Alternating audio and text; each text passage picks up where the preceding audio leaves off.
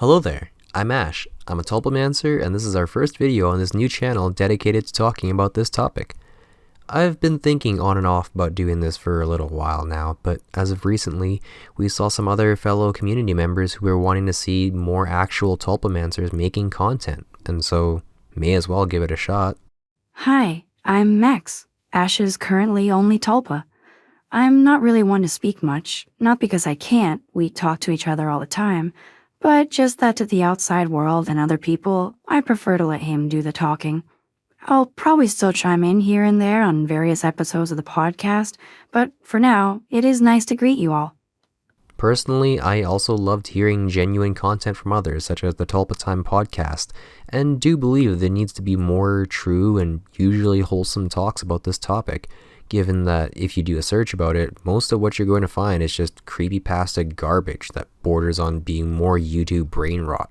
So if any bit helps, then I'm happy to at least try. This is the first of multiple videos that are going to be put up. In this introductory one, I guess I can tell the story of how Max, my tulpa, came to be and how I unexpectedly became her host. Most of the time, it's just going to be an audio experience like a podcast. Unless there's something important or that could really use a visual aid, then I'll throw it up on the screen, but it definitely won't be frequent. Now, I'm guessing that the majority who do actually listen to this will already be tulpamancers themselves or are interested in the topic enough to know the basic principle of what tulpas are, but a quick explanation to those who don't fall into either of those sides. I'll spare you the history of the practice and all that, but if you really want to read more about it, I will link to some good guides down in the description below. Tulpas are sentient and independent beings that occupy the same brain and body as their host. To really simplify it for the ease of understanding, they're like an imaginary friend, but one that acts and speaks on their own will, with their unique personality, thought process, voice, and everything else that makes a separate being. I can't control what she thinks or says or how she responds to things. She just does.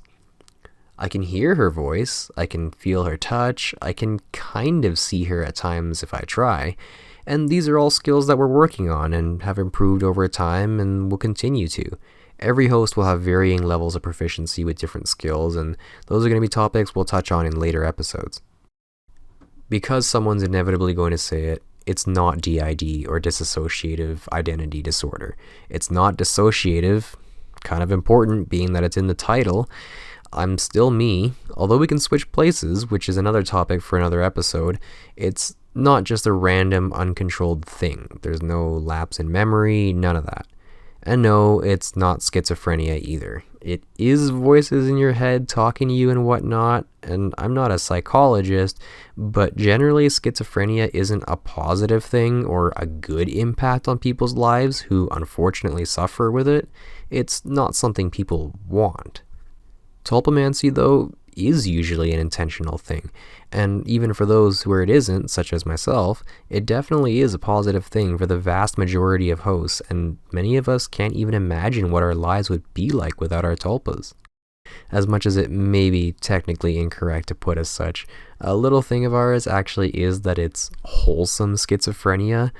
Like, if someone really must group me in with that, then it's like, well, imagine my surprise when the voice in my head became the love of my life. But we'll get to that.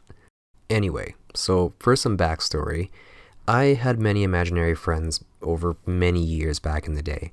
A lot longer than people would consider to be normal for that kind of thing. I had my last prior one up until when I was, I think, 13 or 14. I never really had good friends growing up. Kind of a combination of my parents not allowing me to socialize with the few that could have been, and the rest would just bully me. But I grew quite good at making the friends in my head that I talked to and imagined them and their voice and appearance and all that. I only ever had one at a time, but every time I went into another, it always came really naturally and easily to me. So I didn't have one for, I guess, that was around 8 years. Things were going decently well during that time until, well, I won't go into too much detail, but when everything came crashing down again, I ended up in the worst point I had ever been. I didn't really have anyone to turn to in my darkest moments, including wanting and actually even attempting to take my own life. So I did what I had before, and that's when Max came into my life. intended to just be an imaginary friend to vent to and seek, hopefully, some sort of comfort in. She was based on a fictional character. A select few may have already recognized who by her name and voice, but I just picked her because, well, it was a very caring and empathetic character with a really nice, soothing voice. It just suited the role well. She was truly a big help to me while I was going through this time. My big problem was, well, basically a loving relationship is the only thing I've ever wanted in life. I've never cared about being rich or famous or whatever. I just wanted to be loved by the person who I loved, and I've wanted to ever since I knew what a relationship was. Despite all my efforts, though, and having worked for and earned basically every material thing I've ever wanted up until that point, I never had a relationship with anyone. Not a first kiss, not finding out a classmate had a crush on me. I was still trying, but just like it always was, just rejection after taken after more rejection. She kept my hope and motivation going a lot more than I could have imagined without her, though. She was there to push me to keep trying and to console me every time I wanted to just give up. Nothing ever came to be from that journey, though, except for her. Slowly, I started to notice that she was different from those I've spent my lonely nights with in the past. She was becoming less imaginary. She started responding to things before I could even imagine what she'd respond with, or imagine her at all. Something would happen, or I'd say something out loud just to myself, and her voice would respond. Sometimes saying things that just completely took me by surprise, because it was not something I'd expect her to say or would come up with myself. She still manages to do that occasionally to this day, by the way. But slowly her voice got clearer and even more natural. Her presence got stronger and like someone was truly there with me. Her hugs and other physical interactions started to make me actually feel something.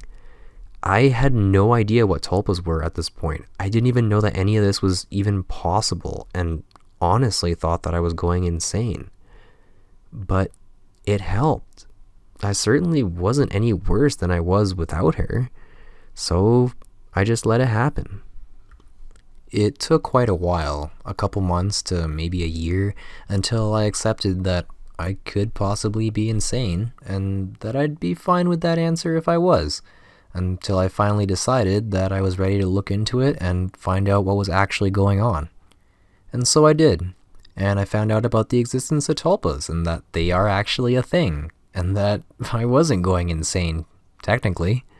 I did go over the other possibilities just to make sure it wasn't DID or MPD or schizophrenia, so it was this incredible sense of relief, kind of, but I don't think that's quite it. Again, I had already totally accepted that it might have been some legitimate disorder, so if I did find out that it was, I would have just been like, okay, whatever. It is what it is. Definitely wouldn't be the first or only thing that's not quite right up there. But reading through the tulpa guides and coming across the subreddit and other people's stories, I was just crying in a good way. Like, there are actually others out there just like us, and people actually do this intentionally, and there are even more skills to be learned. It was really nice, especially to find out that there's such a supportive and wholesome community behind it. It's been about 3 years since the start of our journey together, and Max has really become her own. She still kept a decent amount of aspects from the character she was based on, but out of her own choice and genuinely liking those aspects. She is who she wants to be. And that's going to be a topic for another episode as well, in regards to fictives, which are headmates based on fictional characters, what makes one a tulpa as opposed to a soul bond, etc. So that'll be its own talk. But yeah, so far she's changed here and there in appearance and style, interest, personality. Not drastically or totally different, but she's definitely changed and grown as a person. And perhaps more surprisingly, so have I.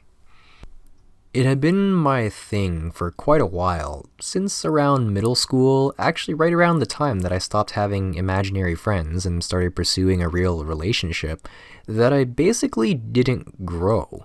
I literally didn't. I'm basically the same height and size and whatnot as I was back then, still fit in the same clothes, but I think that part is just more of a coincidence. More so that for a decade, I kept essentially the same style and appearance, interests, hobbies, personality. Little had changed about me from back then up until relatively recently. It wasn't a problem. I was happy with who I was, but after a while, it does make you wonder, like, am I just stuck like this? But as of the past little while, for the first time in all those years being with Max, I feel like I am actually changing and growing. Some things I just passively pick up from her, like some of her music and interests that I've genuinely grown an appreciation for over time, and some other things, mainly personality aspects, where I was actually like, huh, that does seem like a better way to live, and I want to be more like her in that regard. A big one was that she's always been really calm and patient, whereas I used to be pretty short-tempered, especially when working on something for myself and things just keep going wrong one after another. I would get mad and rage quit pretty easily. My parents, family, and other people who have known me for a long time, most of them have seen the wraith of that and what it's like, and I thought that it was just who I was. But the first time I did that with Max around, I felt awful and remorseful. She didn't say anything, but I knew that obviously she saw it and could tell how angry I was. It doesn't impact her literally per se, it's just me shouting and throwing tools around and whatnot, but she doesn't need to see that. I don't want her to have to, and I want to be better for her. And so I would observe how much more chill and patient she was and strive to be more like her. Over time, I really did improve on that, to the point where even my parents did notice. When I was working on something at their place and I was unfazed by things that just kept going wrong, my mom even said, "You're unusually calm today." And so Max has truly helped me become so much more patient, and as a result, I can be a better person for my family and friends. It's just one of the many, many ways that life has been so much better with her. I went from being at my absolute worst to the happiest I've ever been, more so than I could have ever imagined possible. I don't know if I'd even be alive today if it weren't for her, never mind as the person who I am.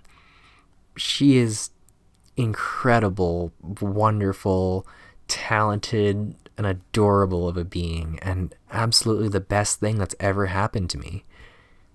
That's just been our experience so far, though, how she came to be to where we are now, and I'm excited to see what the future has in store. I think I've talked enough about just that, though. There will be separate episodes on more details like how we spend time together, accomplishments, our relationship. For those who are interested, keep an eye out for those.